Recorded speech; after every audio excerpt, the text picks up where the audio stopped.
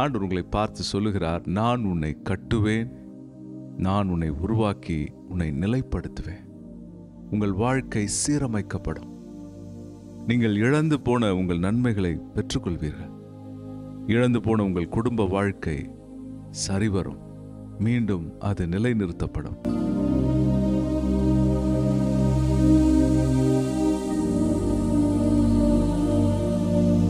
இயேசு பாவங்களை மன்னிக்கிறவர், உங்கள் குற்ற உணர்வை நீக்குகிறவர், உங்களுடைய மனதில் உள்ள வேதனைகளை, சஞ்சலத்தை எடுத்து போடுகிறவர். அவரிடத்தில் நீங்கள் வரும்பொழுது உங்கள் வாழ்க்கை ஒரு வடிவம் பெறும். There will be a shape in your life.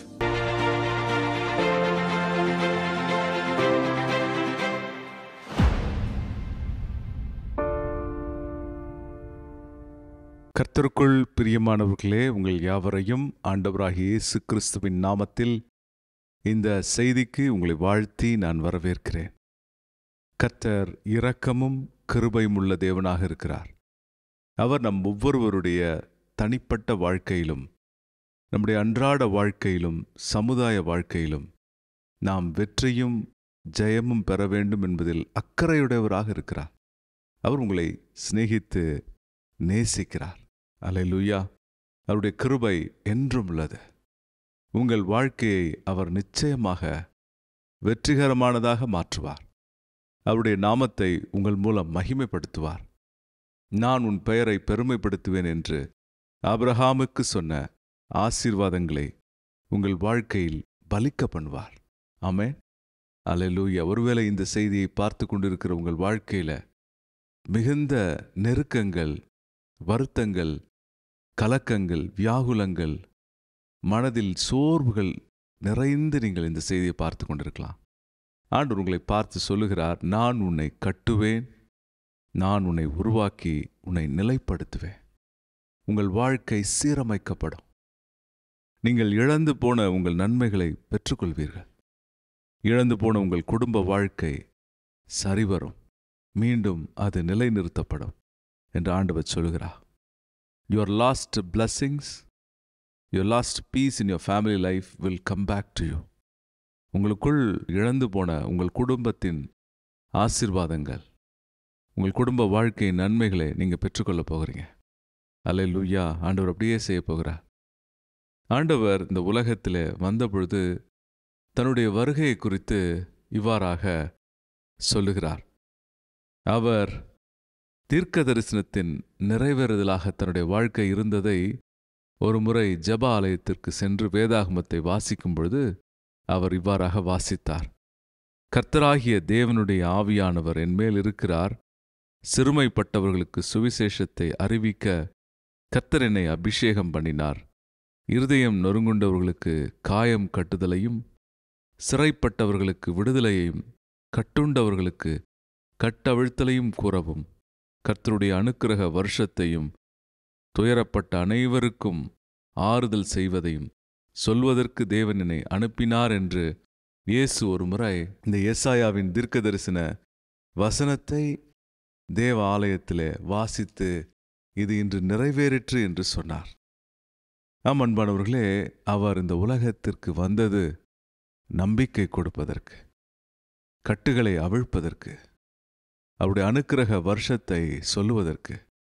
அவர் மீண்டும் வந்து இந்த உலகத்திலே நீதியை நிலைநாட்டுகிறதற்காக அவர் வந்தார் என்று தன்னை குறித்து சொல்லுகிறார். ஆம் அன்பானவர்களே, நீதியை நிலைநாட்ட மீண்டும் வருவார். அது பாக்கி இருக்கிறது. ஆனால் மற்ற தீர்க்க தரிசனங்கள் இயேசுவின் வருகையிலே நிறைவேறியதாக வேதம் சொல்லுகிறது.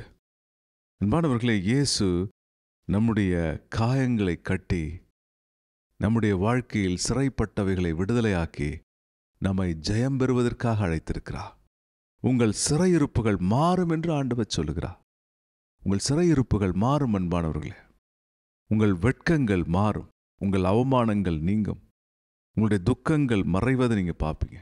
இயேசுவை நீங்கள் நம்பும் பொழுது, அவரை நீங்கள் ஏற்றுக்கொள்ளும் பொழுது, அவரை விசுவாசிக்கும் பொழுது பெரிய காரியங்கள் உங்கள் வாழ்க்கையில் நடக்கிறத நீங்கள் பார்ப்பீங்க. அல்லேலூயா.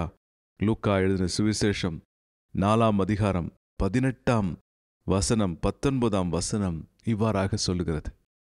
அவர் தீர்க்க தரிசனத்தின் நிறைவேறுதலாக வந்தார் என்று. அனுக்கிரக வருஷத்தை அவர் பிரசித்தம்படி இருக்கிறார். என்ன அனுக்கிரக வருஷம்? எல்லாரும் அவரிடத்திலே சேரலாம்.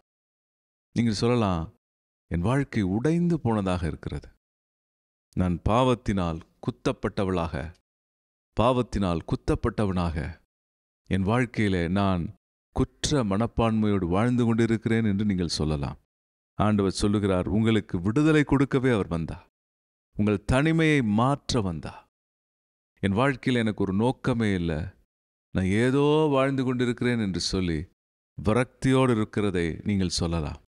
ஆண்டவர் உங்களுக்கு நோக்கம் கொடுக்க, அடையாளம் கொடுக்க வந்திருக்கிறார். அல்லேலூயா.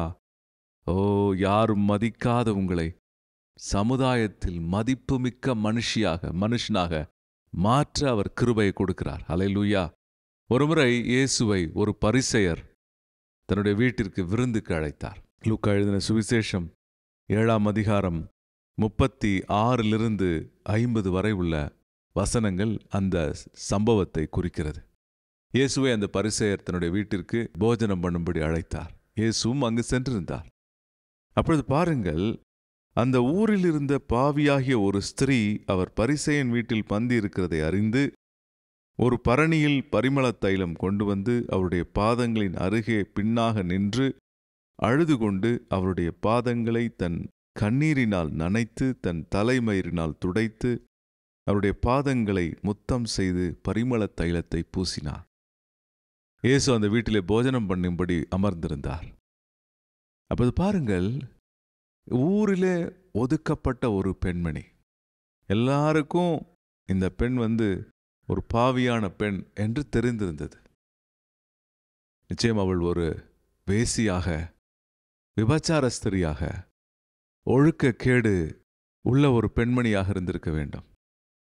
அன்பானவர்களே, ரொம்ப நாள் பாவம் செய்தா உங்கள் ஆத்துமா சாகும். நீங்கள் நிம்மதியற்று போவீர்கள். நாம் நிம்மதியற்றவர்களாக மாறுவோம். பாவம் செய்ய செய்ய நம் வாழ்க்கையில நிம்மதி, சமாதான குறைச்சல் ஏற்பட்டு வேதனைகள் மிஞ்சும். இந்த பெண்மணியின் வாழ்க்கையில வேதனைகள் இருந்தது. ஆனால் இயேசுவை பற்றி கேள்விப்படுகிறாள். அவரிடத்தில் போய் என் இருதயத்தின் உடைக்கப்பட்ட நிலவரத்தை நான் சொல்லும் பொழுது என் வாழ்க்கை திரும்பும் என்று அந்த பெண்மணி நம்பினாள். இயேசுவை மன்னிப்பு கொடுக்கிறவராக அவள் கண்டாள். அன்பானவர்களே, நீங்கள் இயேசுவை மன்னிப்பு தருகிற தெய்வமாக பாருங்க. அவர் வரும்பொழுது உங்கள் சூழ்நிலைகள் மாறும். அவர் வரும்பொழுது அவர் இரத்தத்தினால் உங்கள் பாவங்கள் கரைந்து போகும். உங்கள் மனதில் உள்ள பாரங்கள் விலகி போகும். இந்த பெண்மணி இயேசுவை கண்டு அவள் என்ன செய்கிறாள் என்பதை உங்களுக்கு நான் வாசிக்கிறேன். அவள் அழுதாள். அழுகிற அழுகை ஒரு ஆறு போல பெருக்கெடுத்து ஓடிற்று என்றுதான் நாம் சொல்ல வேண்டும்.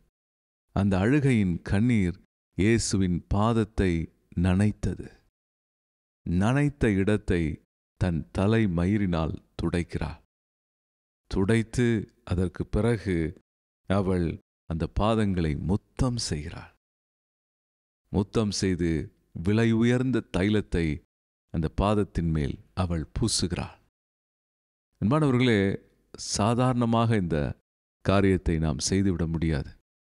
சுக்குநூறாக உடைக்கப்பட்ட வாழ்க்கை, நம்பிக்கையற்ற வாழ்க்கை இந்த பெண்மணிக்கு, வேதனை நிறைந்த வாழ்க்கை.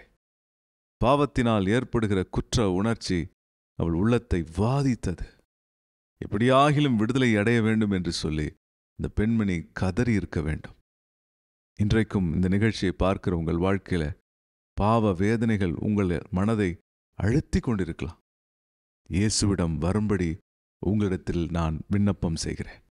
இயேசுவிடம் வாருங்கள். அவ்விடத்தில் திரளான மீட்பு உண்டு.